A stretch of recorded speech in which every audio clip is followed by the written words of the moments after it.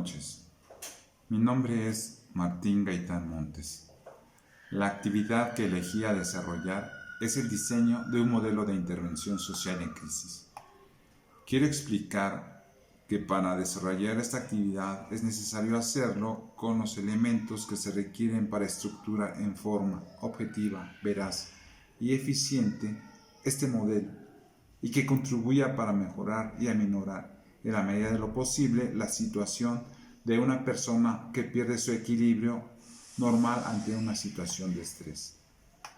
Los elementos a los que me refiero están divididos de acuerdo con el proceso del modelo. En la primera fase que compone el diseño son los siguientes elementos. Actor social son las familias en crisis. Realidad social, generación de violencia dentro de los hogares. Objetivo general del modelo: ayudar a evitar al interior de las familias conflictos por la cuarentena del COVID-19. ¿Dónde se realiza la intervención? En cada casa donde exista la posibilidad de un conflicto. ¿Para qué se realiza la intervención? Para evitar generar violencia intrafamiliar de género y discriminación. ¿Para qué se interviene? Para resguardar la seguridad de los miembros de cada familia. ¿Para quiénes se interviene? Para proteger a los integrantes de las familias más vulnerables ante la presión de una situación de la persona que pierde su equilibrio normal, que enfrenta una situación de estrés. La metodología utilizada son de acuerdo con las evidencias periodísticas de la violencia intrafamiliar en esta cuarentena del COVID-19 y son las siguientes. Solo nombraré los títulos omitiendo el texto.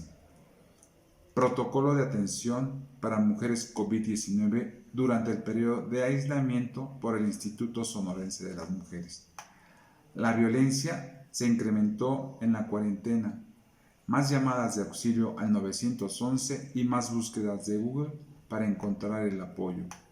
Llamadas y denuncias por violencia familiar se disparan durante la pandemia del COVID-19. Segunda fase. En la segunda fase se encuentra el marco teórico. Y bueno, ¿para qué nos sirve este marco teórico? Es la recopilación de antecedentes, investigaciones previas y consideraciones teóricas en las que se sustenta un proyecto de investigación, análisis, hipótesis o experimento, permitiendo la interpretación de los resultados y la formulación de conclusión. Para este modelo recopilamos los siguientes antecedentes, como una teoría general, que es la teoría de los sistemas de Ludwig von Bertalanffy. ¿Qué es la teoría de sistemas? La teoría de sistemas o teoría general de sistema es el estudio interdisciplinario de los sistemas en general. El cambio de una parte del sistema afecta a las demás y con esto el sistema completo, generando patrones predecibles del comportamiento. ¿Y qué es un sistema? Un sistema es un conjunto de elementos relacionados entre sí que funcionan como un todo. La palabra sistema procede del latín system. En español significa unión de casos de manera organizada. De esta palabra se derivan otras como antisistema o ecosistema. Pondremos un ejemplo de este orden de sistemas. Por ejemplo, en un estanque de agua común y corriente existen varios tipos de productores de fitoplancton que se adhieren a las hojas y tallos de las plantas que se encuentran en el fondo del estanque. El agua de lluvia arrastra del piso materia orgánica y nutrientes disueltos a este estanque o en estos pequeños ecosistemas. Viven gran cantidad de insectos y pequeñas criaturas herbívoras acuáticas que se alimentan de plantas y algas. Existen huevos de zooplancton, semillas de plantas, esporas de algas y microorganismos, que estos a su vez sirven de alimento a insectos voladores adultos y estos a su vez sirven de alimento para los pájaros grandes y predadores como serpientes, que van y vienen, pero viven fuera del estanque, pero a su vez dependen de esto para su supervivencia. Esto es brevemente una unión de cosas, o sea, de diferentes tipos de vivir, pero de una manera organizada, o que forman un microecosistema. Es a grosso modo la idea que nos proporciona su fundador. Específicamente de los sistemas desarrollados por Ludwig von, dice que si hay una alteración, modificación o destrucción de cualquiera de los elementos que forman este microsistema, entrará en crisis de extinción. O sea, si se cambia o desaparece el fitoplancton y ya no hay algas que coman los peces, los herbívoros, pues va a afectar no nada más al ecosistema vegetal, sino acuático, sino a todos los animales, y va a haber una crisis. Entonces, de ahí eso es lo que nos propone la teoría general, y ya pasamos después a la teoría social. Se desprende la teoría. ¿Y qué es la teoría social? Es la ciencia encargada de estudiar los fenómenos relacionados con la actividad y la sociedad humana. El término se refiere típicamente a marcos o paradigmas de análisis que se utilizan para estudiar elementos concretos de la actividad humana. Y se deriva la teoría psicoanalista de Freud. Señala la relación que existe entre una situación vital presente y una enfermedad de origen emocional. Es la teoría de la organización de la personalidad y la dinámica del desarrollo de la personalidad que guía al psicoanálisis, el método clínico para tratar la psicopatología. Luego también Eric Lehmann estudió la relación normal del duelo y sus etapas.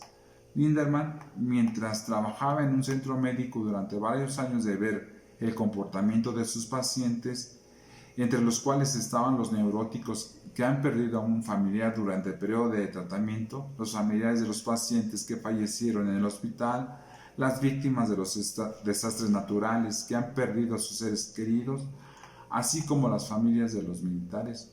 Sobre la base de observación y estudio, experimentaron que era posible describir los síntomas exactos característicos de un duelo normal. También Gerard Kaplan, primero en concebir la trascendencia de las crisis vitales en la psicopatología de los adultos, se presentan los siguientes síntomas: elevación, tensión, ofuscamiento, aislamiento, incertidumbre, rabia. Aumenta la tensión y también hay vivencias de amenaza por un suceso inesperado que desequilibra las estructuras psicológicas y no se puede manejar con mecanismos habituales. También lo califica como un momento decisivo en la vida de una persona con falta de eficacia en las técnicas de afrontamiento al factor esencial que determina la aparición de una crisis. Es el desequilibrio entre la dificultad a la importancia del problema y los recursos que dispone. También Thomas Holmes dice que cuantificó los cambios vitales en una escala de reajuste social. Para aplicarla, se seleccionan de la lista los acontecimientos experimentados en el último año y se suman sus puntuaciones. Si el número resultante se halla por debajo de 150, hay un pequeño riesgo de enfermar a causa del estrés. Entre 151 y 299 el riesgo es moderado, mientras que por encima de 300 puntos está en riesgo importante. Después viene la teoría sustantiva, es una crisis. Ya nos explica que es una crisis. Es la reacción conductual, emocional y cognitiva biológica de una persona ante un evento precipitante que se constituye en un estado temporal de trastorno, desorganización y necesidad de ayuda.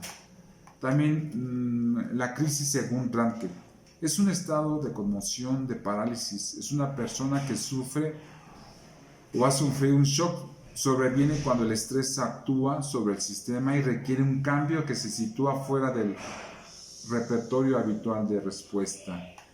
También por ahí hay otro concepto de la crisis de un autor importante que dice que es un estado temporal de trastorno y desorganización caracterizado por la incapacidad del individuo para abordar situaciones, utilizando métodos acostumbrados para la solución de un problema y por el potencial para obtener un resultado radicalmente positivo o negativo. También la crisis puede ser de desarrollo o evolutivas, o sea, esperables o circunstanciales, accidentales. La crisis de desarrollo son más predecibles y sobrevienen cuando una persona va cumpliendo etapas en su vida desde la niñez a la senectud. ¿Cuáles son nuestras crisis? Pues es la crisis del nacimiento a infancia, crisis de pubertad y la adolescencia, crisis de la primera juventud, crisis de la edad mediana de la vida, crisis de la tercera edad y crisis circunstanciales.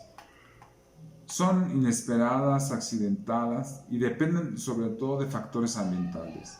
Abarca alteraciones emocionales y de la conducta ante pérdidas como la separación, pérdidas de seres queridos, muerte, enfermedades corporales, desempleo, trabajo nuevo, fracaso económico, violaciones, incendios, accidentes, bueno, entre otros. Y también hay una teoría de la frustración-agresión. Afirma que la conducta agresiva y presupone la existencia de algún tipo de frustración.